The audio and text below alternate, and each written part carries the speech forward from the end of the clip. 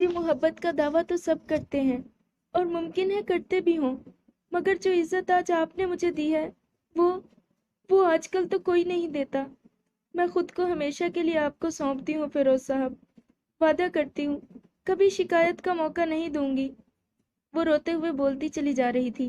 وہ مسکرا کر اسے دیکھتے چلے گئے۔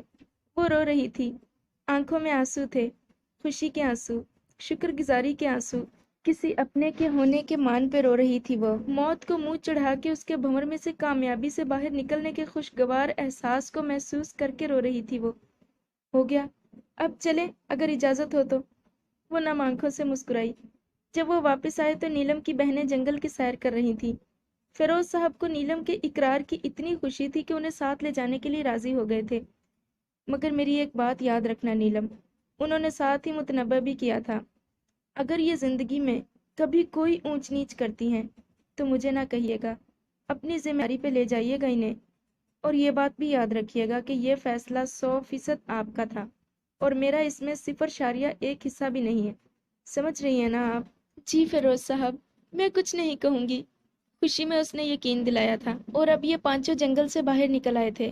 آسمان پر مکمل تاریکی تھی، البتہ چاند خوب چمک رہا تھا، جس کی وجہ سے انہیں راستے یا جنگل میں کسی قسم کی دشواری کا سامنا نہیں کرنا پڑا تھا۔ ویسے بھی یہ جنگل کے زیادہ اندرونی حصے میں نہیں تھے۔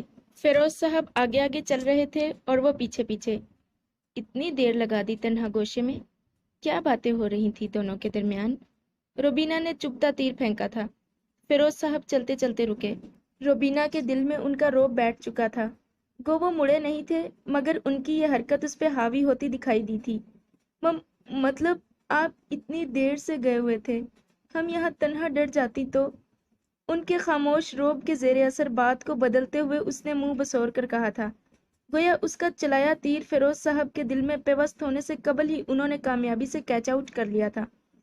ہم تو اتنی عیش میں رہتے تھے، مام نے ہر سہولت دی تھی ہمیں، ہم چاروں بہنیں بہنیں، ہم چاروں بے بس بہنیں، دیکھیے نا اب اس کس حال میں ہیں ہم چاروں بہنیں۔ فیروز صاحب نے برا سا منہ بنایا۔ پاگل خانے کا یہ ٹیپ ریکارڈر چپ ہو کے ہی نہیں دے رہا تھا۔ ہم نیلم کی بہنیں ہیں، لیکن سگی نہیں، سوتیلی۔ فیروز صاحب کو عجیب لگا تھا، یعنی ان کی اتنی طویل بے ربط اور بے معنی جملوں کا لب لباب یہ تھا کہ وہ فقط یہ جتلانے کے لیے کہ وہ نیلم کی سوتیلی بہنیں ہیں اب تک فضول گوئی کو بطور تمہید استعمال کر رہی تھی۔ آپ بہت پچھتائیں گی نیلم، بے اختیار ان کے دل سے نکلا تھا، مگر سگوں سے زیادہ پیارے ہیں ہمیں، ہے نا نیلم؟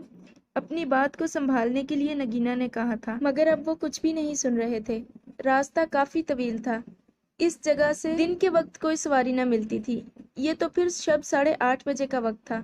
ان کی بائک وہی جنگل میں لاک تھی۔ آپ نے بتایا کہ آپ کا بیٹا ہے، کیا عمر ہے اس کی؟ نیلم نے موضوع بدلا۔ وہ تہہ دل سے ممنون ہوئے۔ میرا بیٹا 7 سال کا ہے۔ کیا؟ اتنا چھوٹا؟ میں سمجھی جوان ہوگا۔ اس کی والدہ کو کیا ہوا تھا؟ اس نے اتنی دل گرفتگی سے پوچھا تھا کہ انہیں لگا تھوڑی دیر میں رو دے گی۔ فیروز صاحب مسکرائے، یعنی ان کا انتخاب غلط نہیں تھا۔ حد ہے، کیا میری عمر سے آپ کو لگتا ہے کہ میرا بیٹا 17 یا 18 سال کا ہوگا؟ انہوں نے مصنوعی غصے میں پوچھا تھا۔ کیا مطلب؟ تم شادی شدہ ہو؟ دکھنے میں تو بچے سے لگتے ہو۔ اور آپ آنٹی؟ کیا؟ میری آنٹی کی بیٹی تھی وہ۔ بوکھلاہٹ میں جو سوجھا سو بول گئے۔ نیلم کھل کے ہنسی، شاید ایک مرد کا تحفظ تھا یا اس پہ بھروسہ۔ روبینہ کے سخت تیورات پہ وہ ڈری تھی نہ سہمی تھی، اور وہ اس کی دلیری پہ ایک بار پھر حیرت کا شکار تھی۔ مجھے بہت فکر ہو رہی ہے اس کی، آپ کو بتانا چاہیے تھا کہ وہ اتنا چھوٹا ہے۔ یا مولا، ڈر گیا ہوگا، بھوکا ہوگا، کیا بیت رہی ہوگی اس پر۔ نیلم ریلیکس۔ مڑے اور رکے بغیر ہنس کر انہوں نے اسے ٹوکا تھا، نہ ڈرتا ہے اور نہ بھوکا رہتا ہے، دونوں کا سدباب کرنا آتا ہے اسے، آپ پریشان نہ ہوں۔ کیا ہوا اس کی ماں کو؟ کیا مر گئی؟ روبینہ نے بھاری آواز میں پوچھا تھا۔ Oh, poor little baby. نگینا نے اپنی بھاری آواز میں چہچہ کیا تھا۔ کیا ہوا تھا آپ کی وائف کو؟ نیلم نے سوال دہرایا۔ Heart attack. درد کی لہر ان کے سینے میں رینگ گئی تھی۔ احساس جرم نے اب تک ان کا پیچھا نہیں چھوڑا تھا۔ نیلم پیچھے ہونے کی وجہ سے دیکھ تو نہ پائی تھی، البتہ ان کی آواز میں درد محسوس کیا تھا اس نے۔ تو کیا اب شادی کرنے کا ارادہ ہے تمہارا؟ روبینہ نے پوچھا تھا۔ جی، انہوں نے مختصر جواب دیا۔ یہ تو بہت اچھا سوچا تم نے، میں ڈھونڈ دوں گی تمہارے لیے لڑکی۔ ضرورت نہیں ہے، مجھے لڑکی مل گئی ہے، پیشکش کے لیے شکریہ۔ نیلم کے چہرے پہ مسکراہٹ دیکھ کر وہ پھر سے حیران ہوئی تھی۔ آخر اسے کیا ہو گیا تھا؟ یہ اتنی دلیر کیسے ہو گئی تھی؟ جس کے سامنے نظر اٹھاتے بھی کانپ جاتی تھی، آج دھڑلے سے اسی کے سامنے کھلکھلا کر ہنستی ہے، تو کبھی مسکرا دیتی ہے اور کبھی تو بولتی بھی ہے۔ تو کیا کرتا ہے آپ کا بیٹا؟ نیلم نے اپنے جذبات پہ قابو کرتے ہوئے پوچھا تھا۔ اپنے محسن سے جڑی ہر چیز اسے پیاری لگنے لگی تھی، اور یہ تو پھر اس کا جیتا جاگتا بیٹا تھا۔ وہ پڑھتا ہے، جماعت سوم کے فائنل ایگزامز میں آج کل بزی رہتا ہے۔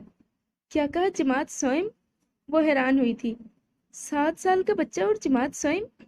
جی ہاں، بہت ذہین و فطین بچہ ہے، ماشاءاللہ۔ اس کی ماں نے اس کی تعلیم و تربیت دونوں ہی خود کی ہیں۔ سمجھ بوجھ ایسی رکھتا ہے کہ عقل والے دانتوں تلے انگلی دبا لیں۔ وہ ہنسے تھے۔ راستہ چاہے کتنا ہی لمبا اور دشوار کیوں نہ ہو، اگر ہم سفر اچھا ہو تو سفر بہت مزے سے کٹتا ہے۔ اپنے نور نظر کی تعریفوں کے پل باندھتے کب ان کا گھر آ گیا تھا، انہیں پتہ ہی نہیں چلا تھا۔ اب تو مجھے اس سے ملنے کا بے حد اشتیاق ہو چلا ہے۔ اس کے لہجے میں بے چینی واضح ہو رہی تھی۔ روبینہ نے نگاہوں سے خاموش رہنے کا اشارہ کیا تھا، مگر وہاں پرواہ کسے تھی؟ ارے آپ اسے دیکھیں گی تو آپ کو اس سے سچ میں پیار ہو جائے گا۔ وہ ہنستے ہوئے اپنی گلی مڑے۔ مجھے تو سن کے ہی اندازہ ہو رہا ہے وہ کتنا پیارا ہوگا۔ جی ہاں، اور آپ کو اس کی ایک اسپیشل بات بتاؤں؟ جی ضرور۔ روبینہ نے اس بار اس کے بازو پہ چٹکی کاٹی تھی۔ نیلم کراہ کر رہ گئی تھی، البتہ فیروز صاحب کی آواز میں اس کی ہلکی سی کراہ دب گئی تھی۔ وہ پیشن گوئی کرتا ہے۔ کیا کہا، پیشن گوئی؟ چاروں کے منہ سے یکدم نکلا۔ گھر آ چکا تھا، انہیں وضاحت کا موقع ہی نہیں ملا تھا۔ انہوں نے دروازے کو ہاتھ لگایا تو وہ کھلتا ہی چلا گیا۔ اوہ گاڈ، میرا بیٹا لاپرواہ کب سے ہو گیا ہے؟ اتنی رات گئے تک دروازہ کھلا۔ چاروں نے اندر قدم رکھے۔ 5 منزلہ سنگل سٹوری گھر، تقریباً سارا گھر روشن تھا۔ عام سا گھر دیکھ کر ان کی آمدنی کا اندازہ لگانے میں ذرا بھی دقت نہ ہوئی تھی۔ بابا جان! وہ دوڑتا ہوا ان سے چپک گیا تھا۔ انہوں نے اسے گود میں اٹھا کر بے اختیار کتنے ہی بوسے لے ڈالے تھے۔ نیلم اسے دیکھ کر مسکرائی تھی۔ وہ فیروز صاحب کی باتوں کی آنکھوں سے اسے دیکھ چکی تھی۔ اس کا اندازہ بالکل ٹھیک تھا، وہ بالکل ویسا ہی تھا جیسا اس نے اسے اپنے چشمے تصور میں بنایا تھا، مگر جو چیز اس کے تصور میں نہ بن پائی تھی وہ تھی اس کی آنکھیں۔ اس کی آنکھیں نیلی ہوں گی اس بات کا اندازہ اسے بالکل بھی نہ تھا۔ اسے تو یہ بھی معلوم نہ تھا کہ فیروز صاحب کی آنکھیں بھی نیلی ہیں، نہ اس نے انہیں اتنے غور سے دیکھا تھا۔ انہوں نے تو خیر بڑی فرصت سے اس کا دیدار کر لیا تھا۔ بابا جان، اتنی دیر کہاں تھے آپ؟ جانتے ہیں کتنی فکر ہو رہی تھی مجھے آپ کی۔ 9 بج چکے ہیں بابا۔ ہاں بابا کی جان، معاف کر دو، دوبارہ نہیں ہوگا۔ انہوں نے لاڈ سے اپنے کان پکڑے تھے۔ نیلم مسکرا کر اس پیارے سے بچے کو دیکھ رہی تھی۔ روبینہ سے اب مزید صبر کرنا محال ہو گیا تھا۔ اسے اشارے سے ایک جانب بلایا۔ مجھے ایک بات بتاؤ، یہ کیا تماشا بنا رکھا تھا تم نے سارے رستے؟ مجھے اپنے بیٹے کے بارے میں بتائیے، مجھے اس سے ملنے کا اشتیاق ہے، یہ کہیے وہ کہیے، اتنی بھی کیا فرینس؟ آج کی تاریخ میں سب معلوم پڑ جائے گا باجی۔ مسکرا کر وہ واپس ان کے پیچھے جا کھڑی ہوئی تھی، ٹھیک ان کے پیچھے۔ روبینہ تو حیرت کے مارے بے ہوش ہونے کو ہو گئی تھی۔ وہ اس کی نامحرم مردوں سے انتہائی احتیاط کرنے والی عادت سے اچھی طرح واقف تھی۔ پھر آج کیا ہو گیا تھا اسے؟ کہیں تو کیا شادی کرنے کا ارادہ ہے تمہارا؟ میں ڈھونڈ دوں گی تمہارے لیے لڑکی۔ ضرورت نہیں ہے، مجھے لڑکی مل گئی ہے، پیشکش کے لیے شکریہ۔ تو کیا وہ لڑکی؟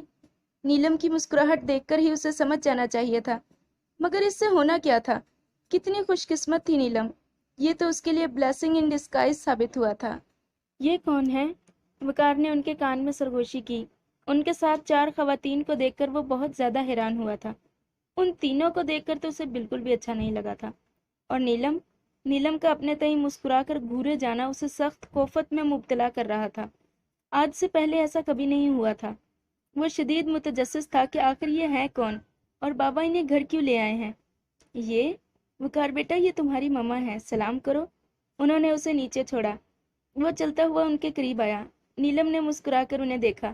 روبینہ نے سر تھام لیا تھا، اس کی بہنوں پر گویا کوئی بم گر گیا تھا۔ مما؟ وہ اسے سرتاپا گھور رہا تھا، گویا سر تا پاؤں جائزہ لے رہا ہو۔ ماشاءاللہ میرے بیٹے، آپ تو میری سوچ سے کہیں زیادہ پیارے ہو۔ آپ کے بابا نے زمین آسمان کے کلابے ملا دیا آپ کی تعریف میں، مگر نام نہیں بتایا تھا۔ یہ تو یہاں آ کے معلوم پڑا کہ آپ کا نام وقار۔ یہ میری مما ہے؟ اس کے عجیب سے اندازے استفسار پر وہ بولتے بولتے رکی۔ وضاحت طلب نظروں سے فیروز صاحب کو دیکھا۔ وہ خود حیران تھے۔ بیٹا یہ آپ کی مما ہے؟ نہیں، اس نے انہیں درمیان میں ٹوکا۔ چہرے کے تاثرات حد سے زیادہ سخت ہو چکے تھے۔ بابا یہ میری مما نہیں ہے۔ آپ نے سوچ بھی کیسے لیا بابا؟ میری مما چلی گئی، اب وہ کبھی واپس نہیں آئیں گی۔ کوئی میری مما کی جگہ نہیں لے سکتا، کوئی نہیں، اس نے بلند لہجے میں کہا۔